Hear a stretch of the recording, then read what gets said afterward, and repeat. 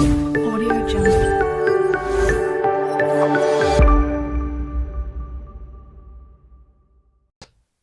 नमस्कार दोस्तों, target with Mrityunjay के यूट्यूब चैनल में आपका स्वागत है। दोस्तों, इस यूट्यूब चैनल पे इतिहास के संपूर्ण पाठ्यक्रम की चर्चा की जा रही है। सबसे पहले दोस्तों हम लोग प्राचीन इतिहास की चर्चा कर रहे हैं। प्रेजेंट टाइम में ये सीरीज चल रही है। जब ये प्राचीन इतिहास दोस्तों कंप्लीट हो जाएगा तो यहाँ पे मध्यकालीन इतिहास की सभी क्लासेस चलेंगी। उसके बाद दोस्तों आधुनिक इतिहास की क्लासेस चलेंगी। और दोस्तों ये तीनों सेगमेंट को आपको ऐसा कंटेंट दिया जा रहा है जो आप पेड क्लासेस करते हैं 10 से 15 हजार रुपए, उससे भी डेप्थ में इस यूट्यूब चैनल पे आपको निःशुल्क कंटेंट प्रोवाइड कराया जा रहा है।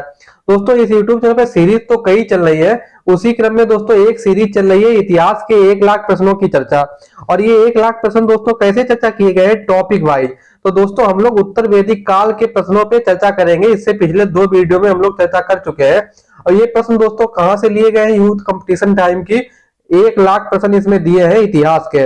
तो इन्हीं 1 लाख इतिहास के वन लाइनर प्रश्नों की चर्चा करेंगे। और दोस्तों ये प्रश्न इसलिए भी देखना इंपॉर्टेंट है ये पूरा वीडियो, क्योंकि ये प्रश्न कैसे हैं, ये पिछले साल के एग्जाम में पूछे जा चुके हैं और ये रिपीटेड क्वेश्चन आपके गलत नहीं होने चाहिए। इसलिए आप पूरा वीडियो 2-3 बार सुनिएगा, जिससे आपके प्रश्न ये सब तैयार हो जाए। और इससे बाहर प्रश्न जाने की दोस्तों बहुत कम पॉसिबिलिटी है। अगर आपका प्रश्न नहीं, अगर आप ये वीडियो देखने के बाद, ये सब वीडियो देखने के बाद आपका नहीं हो रहा है तो आप मत सोचिए कि और कोई जल्दी कर पाएगा। दोस्तों आगे बढ़ने से पहले आपको बस बताना चाहेंगे कि डिस्क्रिप्शन में टेलीग्राम चैनल का लिंक दिया हुआ है, तो प्लीज आप लोग टेलीग्राम चैनल से जरूर जुड़े डिस्क्रिप्शन में जाके। दोस्तों अब सीधे सीधे चलते हैं कि उत्तर वैदिक काल के जो ब्राह्मण ग्रंथ थे, तो ब्राह्मण ग्रंथ से पिछले सालों में क्या क्या प्रश्न पूछे जा चुके हैं। तो पहला प्रश्न है कि ब्राह्मण ग्रंथ मुख्यतः किसके भाग थे। दोस्तों वेदों के, आपको ये याद रखना है। सॉरी। सेकेंड प्रश्न है दोस्तों ब्राह्मण ग्रंथ किस शैली में रचित किए गए हैं। दोस्तों गद्य में, ये राइट आंसर है। अगला प्रश्न है कि ब्राह्मण ग्रंथ के विषय मूलतः क्या थे। दोस्तों यज्ञ कराने वाले निर्देशन के लिए इसमें कर्मकांड और अनुष्ठानों का विशद वर्णन है, तो आप लोग ये याद रखिएगा। अगला प्रश्न है कि 800 से 600 ईसा पूर्व का काल किस युग से संबंधित है। दोस्तों ये ब्राह्मण युग से संबंधित है। अगला प्रश्न है दोस्तों, ये आपको याद रखना है, 800 से 600 वाला बहुत इंपॉर्टेंट प्रश्न है। अगला प्रश्न है कि ऋग्वेद से संबंधित ब्राह्मण ग्रंथ कौन कौन से हैं। तो दोस्तों ऐतरेय ब्राह्मण, क्योंकि ऐतरेय ब्राह्मण किसका है, ऋग्वेद का। अगला प्रश्न है दोस्तों गोपद ब्राह्मण किस वेद का है। दोस्तों गोपद ब्राह्मण है अथर्ववेद का। आप लोग इसका स्क्रीनशॉट लेना चाहे तो ले सकते हैं। अगला महत्वपूर्ण प्रश्न है दोस्तों शतपथ ब्राह्मण में उल्लिखित राजा विधेय माधव से संबंधित ऋषि कौन थे। दोस्तों गौतम राहुगढ़ थे। बहुत इंपॉर्टेंट प्रश्न है, ये आपका गलत नहीं होना चाहिए। अगला प्रश्न है कि राजत्व के देवी उत्पत्ति का सिद्धांत सर्वप्रथम का उल्लेख किस ब्राह्मण ग्रंथ में है। दोस्तों ऐतरेय ब्राह्मण में। अगला प्रश्न है कि राजा के लिए एक राट शब्द का प्रयोग किस ब्राह्मण ग्रंथ में किया गया है। दोस्तों ये भी ऐतरेय ब्राह्मण में, आपको याद रखना है। दोस्तों अगला प्रश्न है कि पुनर्जन्म का सिद्धांत का पहली बार उल्लेख किस ब्राह्मण में है। दोस्तों शतपथ ब्राह्मण में क्या लिया गया है, पुनर्जन्म का सिद्धांत। अगला प्रश्न है किस ब्राह्मण ग्रंथ में पत्नी को पति की अर्धांगिनी कहा गया। दोस्तों शतपथ ब्राह्मण। बहुत इंपॉर्टेंट है ये आपका दोस्तों, गलत नहीं होना चाहिए। अब दोस्तों आगे के अन्य प्रश्न है कि कुरु और पांचाल को वैदिक सभ्यता का सर्वश्रेष्ठ प्रतिनिधि किस ब्राह्मण ग्रंथ में बताया गया है। दोस्तों शतपथ ब्राह्मण इसका राइट आंसर है। अगला प्रश्न है कि 12 पत्नियों की सूची का वर्णन किस ब्राह्मण ग्रंथ में किया गया है। दोस्तों शतपथ ब्राह्मण, ये भी आपका गलत नहीं होना चाहिए। अगला प्रश्न है कि महाजल प्लावन की कथा जिसमें देवी मत्स्य द्वारा मनु की रक्षा करने का विवरण कहां से मिलता है। दोस्तों इसका भी राइट आंसर क्या है, शतपथ ब्राह्मण। अगला प्रश्न है दोस्तों विधेय माधव को अपने पुरोहित राहुगण के साथ पूर्व दिशा की ओर जाने की कथानक किस ब्राह्मण ग्रंथ में दी है। दोस्तों शतपथ ब्राह्मण। दोस्तों ये विधेय माधव कौन थे, ये विधेय माधव एक व्यक्ति थे, तो इनके पुरोहित थे गौतम राहुगढ़। तो इन्होंने क्या किया, ये बिहार की तरफ चले, गंडक ऋषि के पास आके रुक गए। इन्होंने क्या किया, इस क्षेत्र का आर्द्रीकरण किया।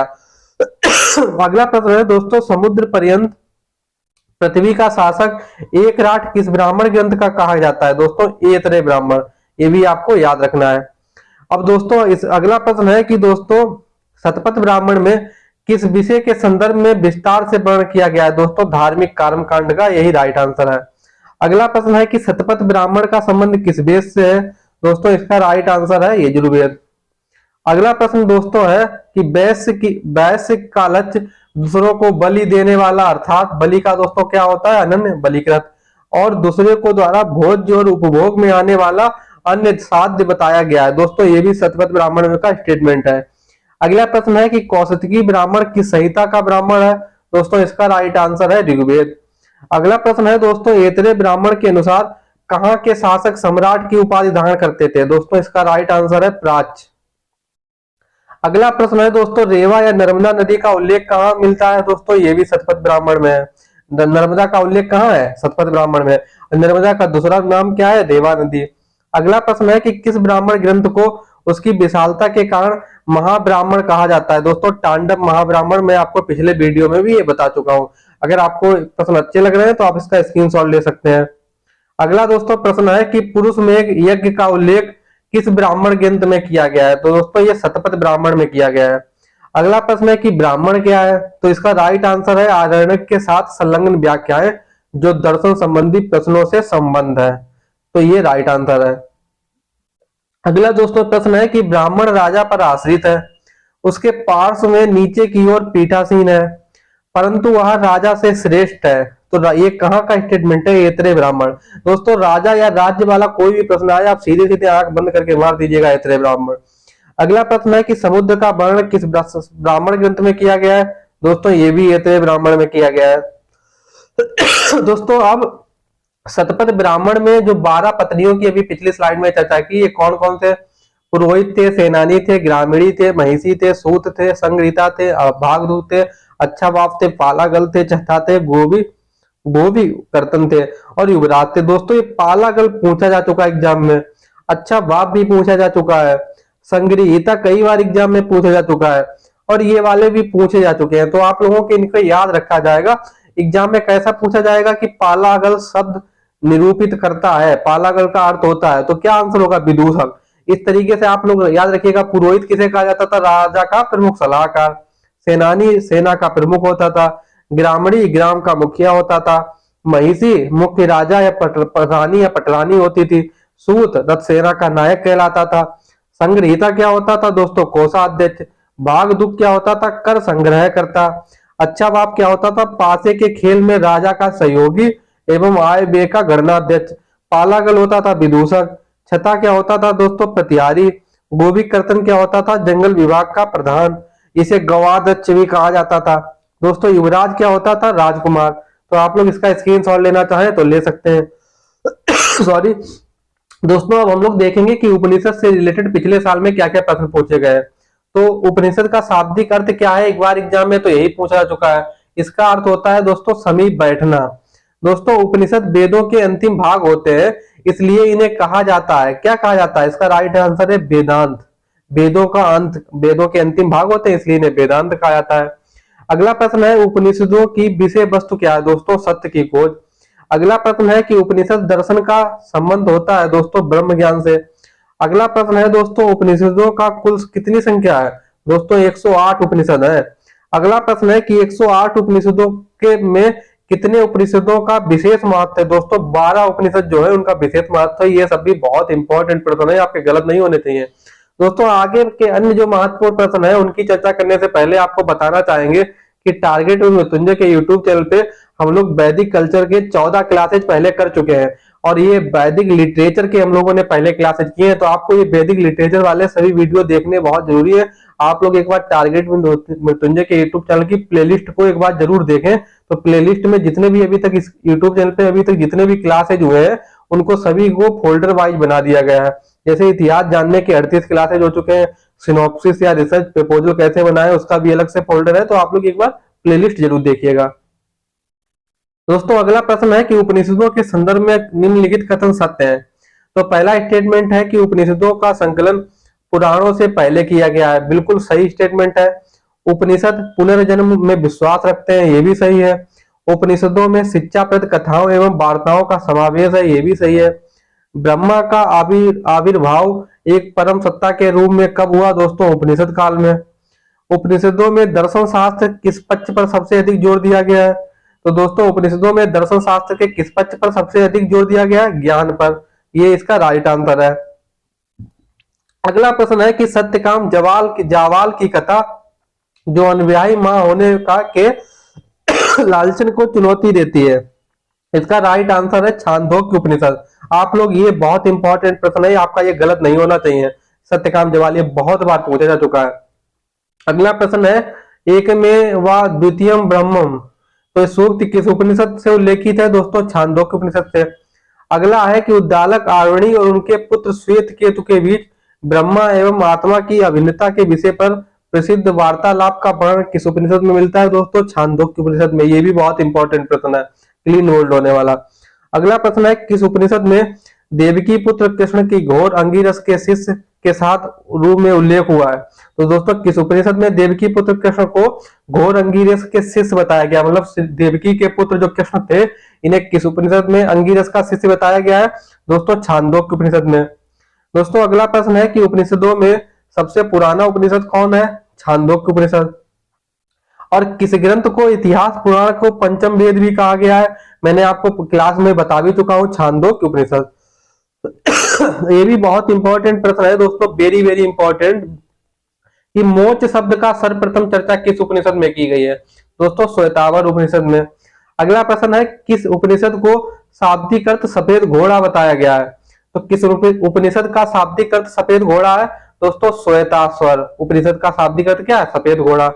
अगला प्रश्न है कि कौन सा उपनिषद रुद्र देवता को समर्पित है दोस्तों? रुद्र देवता को श्वेताश्वर उपनिषद समर्पित है। अगला प्रश्न है कि तमसो व ज्योतिर्गमय शब्द का वर्णन किस उपनिषद में दिया गया है दोस्तों? इसका राइट आंसर है बृहदारण्यक उपनिषद। अगला प्रश्न है दोस्तों याज्ञवल्क्य और मैत्रेयी का दार्शनिक संवाद किससे में दिया गया है दोस्तों? ये भी बृहदारण्यक उपनिषद है और ये हिमाचल प्रदेश असिस्टेंट प्रोफेसर के एग्जाम में पूछा भी जा चुका है। आपका ये गलत नहीं होना चाहिए क्योंकि ये इसे पूछा जा सकता है। दोस्तों अगला प्रश्न है कि जनक और याज्ञवल्क्य कथानक का वर्णन किस उपनिषद में है दोस्तों? ये भी बृहदारण्यक उपनिषद है, ये भी आपका गलत नहीं होना चाहिए। अगला प्रश्न है कि कौन सा उपनिषद गद्य में लिखा गया है दोस्तों? इसका भी राइट आंसर है बृहदारण्यक उपनिषद। कैसे लिखा गया है? गद्य में। अगला प्रश्न जो पिछले एग्जामों में पूछा जा चुका है कि बृहदारण्यक उपनिषद में अजातशत्रु कहाँ का राजा था? तो बृहदारण्यक उपनिषद के अनुसार अजातशत्रु दोस्तों काशी का राजा था, ये राइट आंसर है। अगला प्रश्न है कि कौन सा उपनिषद सबसे बड़ा है दोस्तों? बृहदारण्यक उपनिषद सबसे बड़ा है। सत्यमेव जयते शब्द किस उपनिषद से लिया गया है दोस्तों? ये मुंडक उपनिषद से लिया गया है। अगला है किस उपनिषद में यज्ञ की तुलना टूटी फूटी नौका से की गई है दोस्तों? ये मुंडक उपनिषद। ये आपको याद रखना है, मुंडक और मुंडको उपनिषद अलग अलग है। तो ये टूटी फूटी नौका की ये किससे तुलना किसमें की गई है? मुंडक उपनिषद में। सत्यमेव जयते की शब्द कहां से लिया गया है? मुंडक उपनिषद में। अगला दोस्तों है अध्यात्म ज्ञान के विषय में नचिकेता और यम का संवाद कहां दिया गया है? कठोपनिषद में। तो यम और नचिकेता का संवाद किस उपनिषद में है? कठोपनिषद। अगला दोस्तों प्रश्न है किस उपनिषद में वसुदेव कुटुंबकम शब्द का उल्लेख है दोस्तों? महा उपनिषद। बहुत इंपॉर्टेंट है, रेयर से रेयर क्वेश्चन। दोस्तों निष्काम कर्म का सिद्धांत सर्वप्रथम किस उपनिषद में दिया गया है? ईशोपनिषद। अगला प्रश्न है किस उपनिषद में ऋषि पिपलाद और 6 ऋषियों का संवाद संकलित है दोस्तों? प्रश्नोपनिषद में। अगला प्रश्न है दोस्तों उपनिषदों के समय वह विदुषी महिला कौन थी जो दार्शनिकों की सभा में उच्च ज्ञान पर संभाषण कर सकती थी दोस्तों? गार्गी। गार्गी कैसी महिला थी? विदुषी। दोस्तों अगला प्रश्न है कि उपनिषद युग में राजा अश्वपति कहाँ के शासक थे? कई बार एग्जाम में पूछा जा चुका है दोस्तों, ये कैकेयी के राजा थे। अगला प्रश्न है कि अद्वैत दर्शन के प्रतिपादन किस ग्रंथ में मिलता है दोस्तों? ये उपनिषद से। अगला प्रश्न है कि उपनिषद काल में वे राजा जो ब्रह्म ज्ञान अध्यात्म चिंतन से जुड़े हैं दोस्तों, विदेह के जनक थे, कैकेयी के राजा अश्वपति थे, काशी के राजा अजातशत्रु थे और पांचाल के प्रवाहन जवाली थे। तो ये कैसे थे? अध्यात्म चिंतन से ये राजा जुड़े थे। अब उपनिषदों के संबंध में निम्नलिखित कथन सत्य हैं। ये यूजीसी नेट में पूछा जा चुका है। तो इसमें कौन कौन से स्टेटमेंट सत्य हैं? कि बृहदारण्यक और छांदोग्य उपनिषद गद्य में थे। उपनिषद घोषणा करते हैं कि मोक्ष ज्ञान से संभव है, ना कि आस्था थे। अगला प्रश्न है कि उपनिषद तपश्चर्या के जीवन को मोक्ष के लिए परम आवश्यक नहीं मानते। तो ये दोस्तों राइट आंसर है। दोस्तों ये सब प्रश्न अगर आपको अच्छा लगे तो वीडियो को लाइक करना ना भूलिएगा और इस यूट्यूब चैनल को दोस्तों को भी सजेस्ट करें, क्योंकि ये नया चैनल है और जिससे अगर आप ज्यादा से ज्यादा लोग इसे सब्सक्राइब करेंगे तो कुछ इस यूट्यूब चैनल पे आपको अन्य सीरीज भी देखने को मिलेंगी।